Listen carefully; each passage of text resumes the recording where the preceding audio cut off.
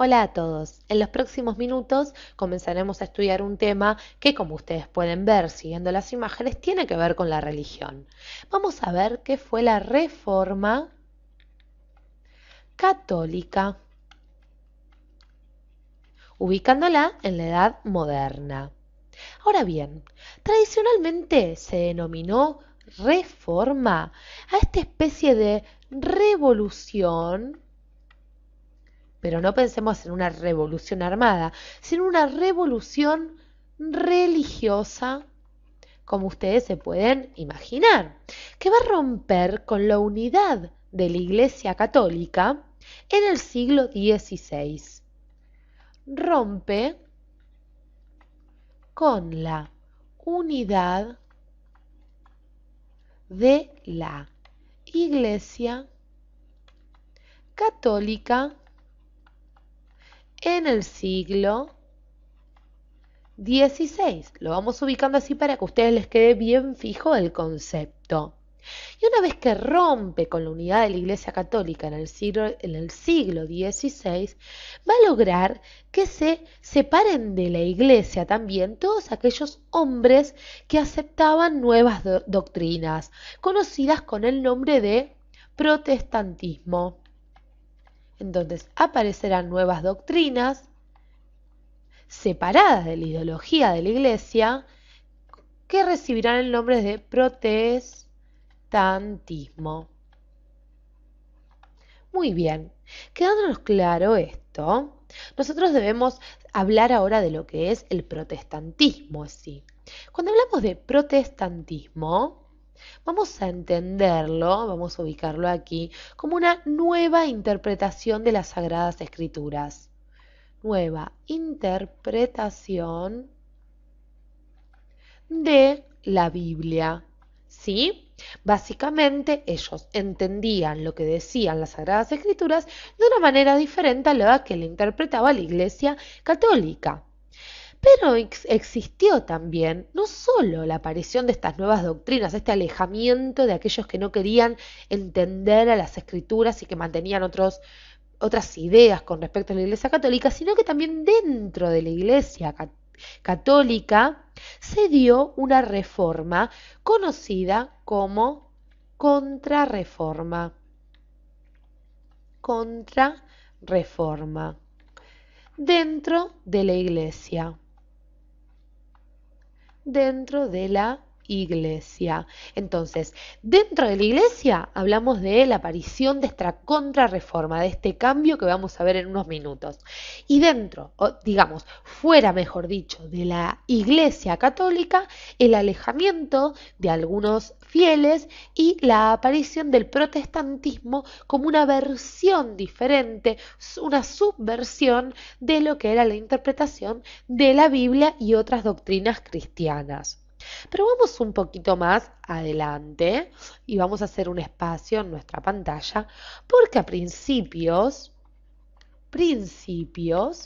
del siglo XVI, la situación interna de la iglesia no estaba para nada bien, muchachos. Estaba todo para atrás. ¿Y qué pasaba? Dentro de la iglesia estaba el Papa, que como sabemos era la cabeza de la iglesia. Y luego el alto clero, y luego del alto clero, en orden jerárquico, el bajo clero. Arzobispos, aquí en el bajo clero sacerdotes, monjes. ¿Y qué pasaba?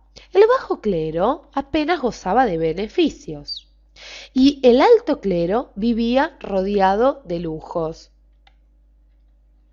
Y el bajo clero, nada de lujos, para ponerlo de alguna manera para que nosotros entendamos. Es más, en la elección de obispos y abades se decía que los del alto clero compraban los cargos. Compraban cargos. Imagínense la indignación de los que, si esto era verdad, de los que participaban en las elecciones, ¿sí? No tenían acceso a esta compra de cargos, algo totalmente indigno dentro de la Iglesia Católica. Ahora bien, nos faltaba saber de algo. ¿Qué pasaba con el pueblo para aquel entonces? Les voy a contar que sorprendentemente, si bien la iglesia estaba revolucionada, en el pueblo la fe estaba más viva que nunca. De hecho, van a ser los fieles quienes van a ver necesaria una reforma que le devolviera prestigio a la iglesia. Querían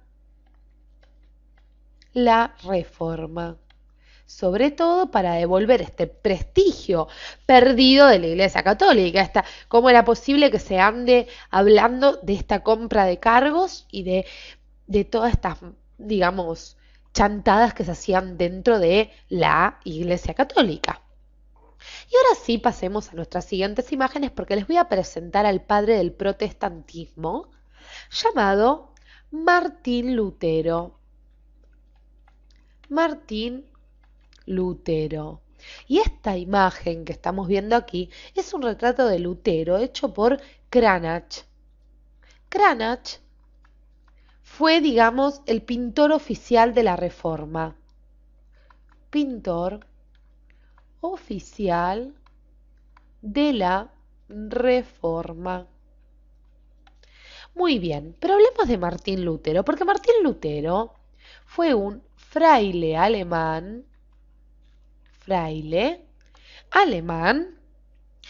que vivió desde el 1483 hasta el año 1546. ¿Y qué podemos decir de Martín Lutero? ¿Qué papel va a jugar en la Reforma? Bueno, Lutero fue excomulgado por el Papa León X por criticar la predicación de las indulgencias. Y ahora ven, ¿qué eran las indulgencias? Ustedes se preguntarán, ¿qué serán las indulgencias? Les cuento que eran una forma de obtener dinero.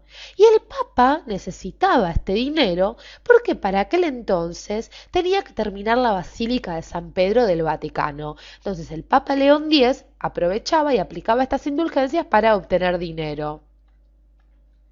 Para obtener dinero, ¿sí? Ahora bien, Lutero elaboró una nueva doctrina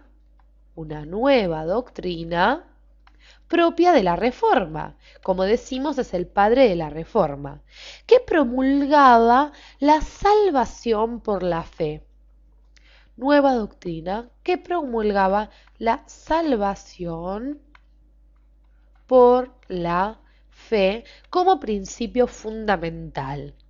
Esto quería decir que el hombre se iba a salvar solo si tenía fe en Cristo, independientemente de los actos que cometiera. Partiendo de esta base, él va a estructurar una doctrina con 4 puntos principales. Vamos a hacer un espacio en nuestra pantalla para que podamos ubicar estos puntos. Doctrina de Lutero, ¿sí? Para que nosotros entendamos bien. El primer punto sostenía una libre interpretación de la Biblia.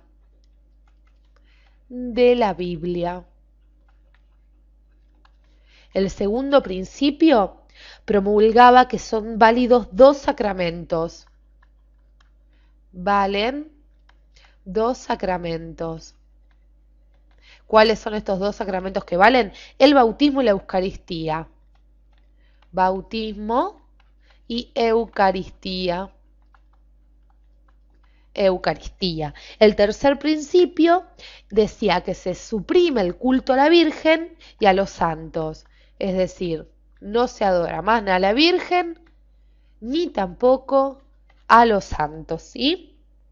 Y también se suprime cualquier, digamos, creencia en el purgatorio. Entonces, pongámoslo así, purgatorio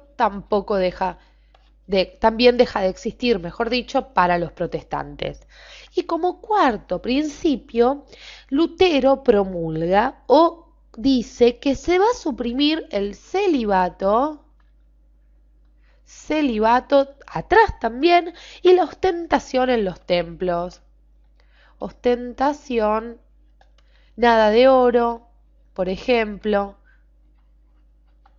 También Nada de ostentación en los templos. Entonces, no solo promulgaba una libre interpretación de la Biblia, sino que valían tanto el bautismo como la Eucaristía, como los dos sacramentos principales e únicos, nada de vírgenes, nada de santos, nada de celibato y tampoco ostentación en los templos y no existe el purgatorio, señores.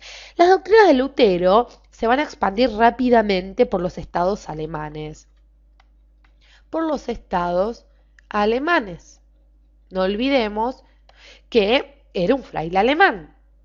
Y ahora bien, los príncipes de Alemania aquel entonces vieron la oportunidad con estas doctrinas de expandir y aumentar sus riquezas al secularizarse, esto es, al momento en que las tierras de la iglesia se iban separando de ella. Y también, a su vez, estos príncipes vieron la posibilidad de enfrentarse al emperador Carlos V, este señor que vamos a ver aquí. Carlos V. Entonces, como decíamos, los príncipes aprovechan, creen que pueden ganar poder con esta secularización y deciden enfrentarse a Carlos V, que se oponía a la reforma. Se oponía a la reforma, no quería saber nada Carlos V. De esta forma, los cambios religiosos van a llegar a la política. El emperador Carlos V lo que va a hacer es convocar una asamblea de representantes de estados alemanes. Les cuento un poquito. Los reformistas protestaron y de ahí se generó la denominación de protestantes. Miren qué curioso. Protestantes. Ahora bien, Carlos V tomó las armas y en batalla derrota a los protestantes en el año 1547. Sin embargo, dada la extensión y fuerza que iba adquiriendo el protestantismo, Carlos V se vio obligado a otorgar la libertad religiosa a los estados alemanes en 1555. Libertad religiosa. Y así, cualquier alemán que quisiera podía ser protestante dentro de Alemania. Veremos en un próximo video cómo el protestantismo se va extendiendo por los principales estados de Europa. Así que los invito a que nos sigan viendo.